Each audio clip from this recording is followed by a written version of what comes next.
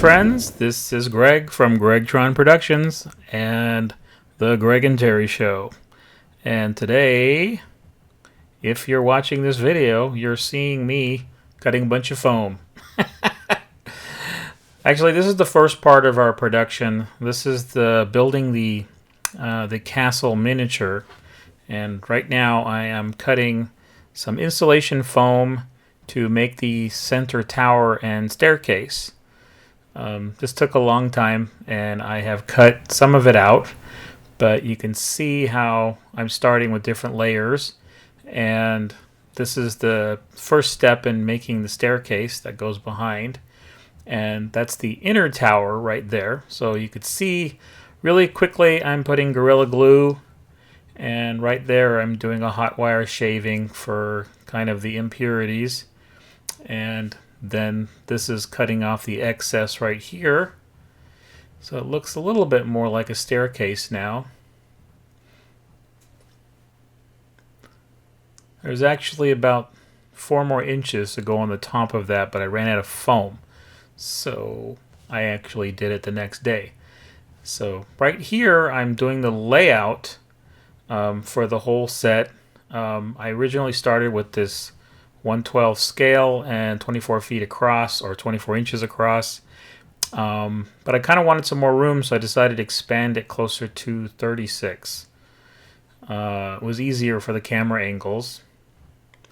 And this is where I was trying to bend the spiral staircase wall from the outside. I ended up having to break it about every 1.5 inches. And I put that together. Right here, I'm making the rafter support for the top of the ceiling, and I saw that hot wire foam cutter works really good. And here I'm just sort of piecing it together to get a feel of how it's going to look. I did have an actual design, and the design was kind of an amalgamation of different sets that had to do with Frankenstein. So I kind of took 3 or 4 main sets and tried to throw them into my set so that we'd have something to work with. Now this foam is kind of interesting. Right now I'm cutting the grout lines for the bricks. And after I have the bricks laid out, I went through with a razor blade and cut the grout lines so that you'd actually have some real creases. And then there is also a heat gun treatment, which kind of shrinks the everything that you cut to give it this impurity to it. I found on this scale level, the heat gun was probably not a great thing. It works really good if you're making like 1-to-1 scale things like tombstones and other Halloween decorations, but for this small 1/12 scale, it worked on some of it, but other ones it like shrunk it too much. So this is the side wall that actually curves. It's cut, but I have it pieced together with some duct tape just so that I could work with it.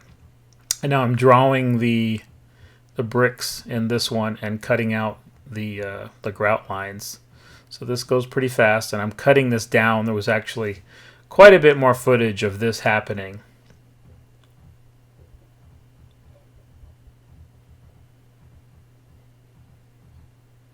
You could see how it shrinks there.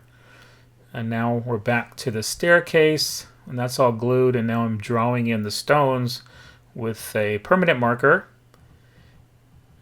And then once I get the stones drawn in, I'm taking a razor blade and I'm actually cutting the grout lines between the stones. And then a little bit of heat, it kind of gives it some impurities. On this part here, I'm also continuing to draw the brick lines in, and this is a 1/12 scale, and in my castle the bricks were 1 foot high by 18 inches long, which is a 1/12 scale basically. So I'm using the lines of the actual layered foam as one part of it because they happen to be 1 inch thick, and then I cut my lines. And they did a little bit of the heat, which I wish I hadn't. I was able to fix it when I painted it later, but the razor blade, and between the razor blade and the paint, it was probably enough. If I do this again, I'm probably not going to use any of the heat. So in this part, I had originally bought a 24 by 48 inch board to mount everything on, but I wanted to push my castle back out so that I can have, like, mimic the set that I have in my house. So I had to add, I think that was about 8 inches on the back, and that's what I was doing right there really quickly. And that was the top 4 feet, which I went to the store to get so that I can add that one. Now I'm gluing it on. Here I'm putting on that pink stuff is actually patch or spackle for the wall. I've never used it before. I mean, I have used spackle before, but this stuff goes on pink, and when it dries, it's white. It's kind of nice, especially for this application. Now that part, I had to make a support for the spiral because I couldn't keep it up there sturdy, so I just decided to make this support. I stuck it in there with toothpicks, which is pretty good. And then I'm taping it, and I'm going to glue it with Gorilla Glue. And the blue tape is basically to keep the glue in place so it doesn't drip down all over everything. And then I put parchment paper underneath so it wouldn't stick to anything, which is really handy, I found. So now in this part, it's glued. And I think I let it dry here. And now I'm putting my spackle patch in there. And I'm not really doing it really neat because I'm trying to leave it a little bit messy so that I have something to sand. But I had to get rid of all the light cracks coming through so it would look like a solid wall. And a little bit more on the staircase. And you can see this on the right hand side, there's that brick layer that sort of replicates the original Frankenstein set where they have this stones coming in to form the ceiling. And it was kind of a good look for that corner, although I didn't use the 24-foot ceilings in the original. I mean, in the finished product. So when I had to go through and sand the plaster that I patched it with, I couldn't just sand it smooth. I sand down a little bit, but then I'd take a razor blade and scrape it so I can bring the grout lines back in. And of course, I didn't want it to look perfect either. So I had to look kind of, a little bit worn so that it would come through. So here I'm just sort of sizing up. Here, that was a quick cut. That was to match the impurities in the tower, which I did like within a half a second. And of course, more grout lines. And then I had to put a little bit more on the staircase. I did it really messy on purpose so that I'd have lots to scrape. So it would look like, the steps were really worn out and patched over. Not like super neat or anything. All the walls are glued together with Gorilla Glue. I found that to work the best based on some other people that work with this foam, which I'll mention in my description. So that's the wood support that goes across. I actually made 3 of them, but I didn't mount the last one because it would have never been in the camera frame.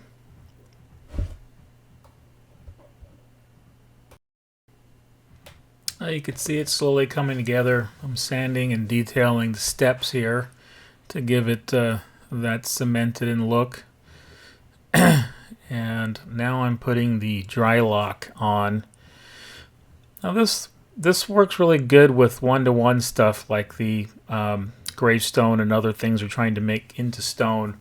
For my purposes, this miniature, this is the first time I've actually used something like this for a model. It worked good. It worked really well, but I couldn't just paint it and roll it on while it was still wet. I had to go back over it with a razor blade to redefine the bricks. This was kind of a good thing because that made it really uneven. It made it look like there was real grout lines, and some of the bricks were patched over and repaired. Like here, it looks really clean, but in a few seconds, you'll see me paint it and give it that worn-in look. And there's the razor blade again, trying to redefine the wall and trying to get rid of the cut lines to make it curve like that. And that's the paint. I tried using some paint markers and I didn't like it, and I ended up just using the black that I watered down a lot with water, and so I kind of like gave it this really splashed look, and then I put a lot of paint on it, and then I kept wiping it off and putting it back until, you know, it looked almost like it was burnt or weathered. And a lot of other people that I've seen on YouTube put like a green and a brown for like mold and, you know, to age it. I didn't do that with mine because I knew my finished video was going to be black and white. So, but I thought this came out pretty good for the way it was. So that's the detail. You can see I'm putting more black in the cracks in the sides to make it look like it's really dirty.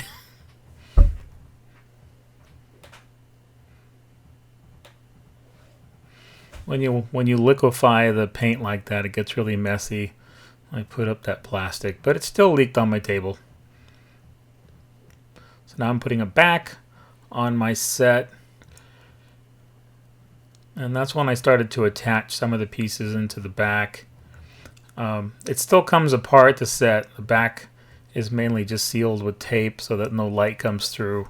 I didn't know what I was going to do or how long I was going to keep this set, so I kept it so that it can be broken apart. So now I'm painting the wood beams and rafters.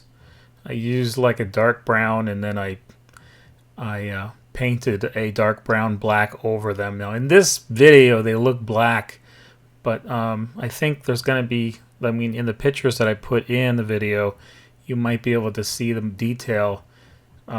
Really happy the way they came out. I sort of used a sandpaper to give it the wood grain, and then I put some black streaks over it to make it look like the wood is aged. And I took some photographs so that you can kind of get an idea what it looked like.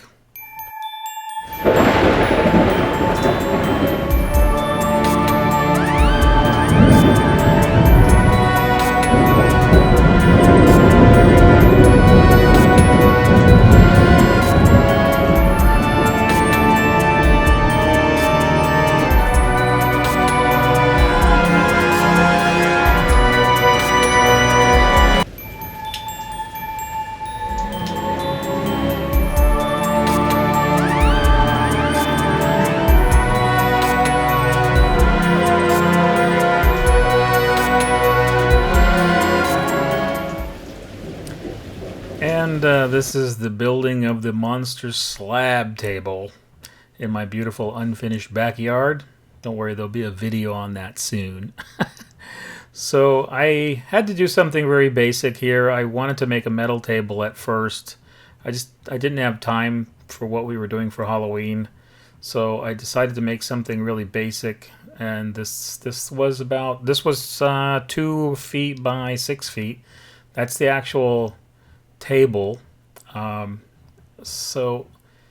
this is the base, which is basically the same dimensions, and it has roughly a 45-degree angle when I'm finished. But I had a drawing for this, but it was very basic. I knew what I wanted to do, so I kind of just banged this out in my head, like the dimensions, and kind of built it from there.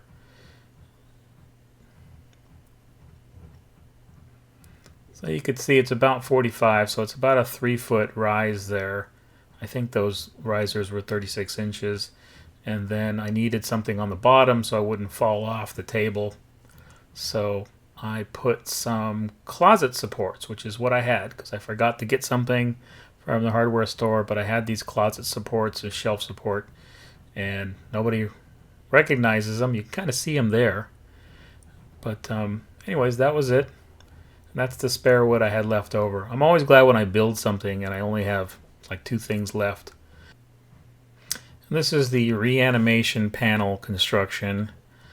Luckily for this one, I had pretty much all scrap wood from other projects that I did. So I was able to use pretty much all reclaimed wood from my garage for this panel. And I normally probably wouldn't have made it like this strong or beefy, but I had to put the 2x4s in there mainly to support the knife switch, the master throw switch for the, the power panel to reanimate, the monster. And so then I had to put some supports on both sides so that it actually could hold it, and then when you throw the switch, the whole thing wouldn't fall apart. So the top panel there, I think, is one of the only pieces of wood I bought. It's like a chalkboard, wipe-off board, and just the black color and everything worked perfectly for me. So you can see I've drilled holes for the power indicator lights, and now I'm cutting the pieces for the switches to light those panel lights up. I think I took a break there. So now I'm going to attach it, and then the 2x4s behind it, mainly the purpose is so that that switch would have something to actually attach to. Now that switch is really heavy. It's a real switch. I got it like 30 years ago, and I've been saving it just for this application. Anyways, there's the panel. Just cleaning it off. Oh, now I'm going back to the slab. I stained it. I probably could have used black paint and it would have worked in the video, but I decided to go with dark brown to make it look like, mahogany or walnut or something like that. And so now we're back to the reanimation panel.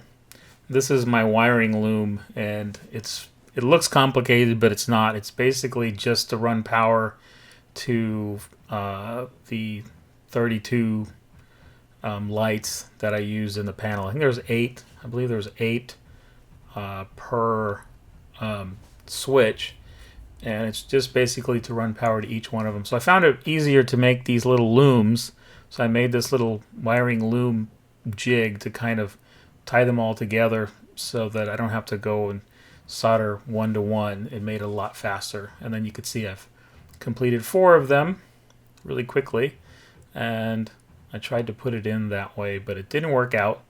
So I ended up just putting in the LED indicator lights. I think I got those 10 for 13 bucks. They were super cheap, and I'm surprised they all worked. Actually, one didn't work, and you could see it in the video. So now all of them get attached. This really didn't have to be that neat, but if one of them didn't work, it'd be difficult to find out if your wiring was all screwed up. And then there's my power panel to that's the 224s that I had. 2 12 volt power supplies. I had to go in series because they sent me these 24 volt LEDs, which there was supposed to be 12, but whatever. So I used those 2 in series so that I'd get 24 volts. And this looks complicated here, but it's not. It's basically just 4 switches, and then each one of those rows of lights are all connected together. And here is the actual test. This is the first test. So we gotta touch this up a little bit.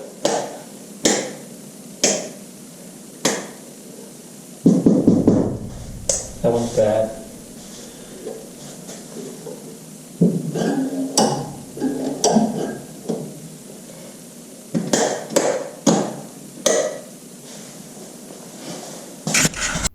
Five, 4.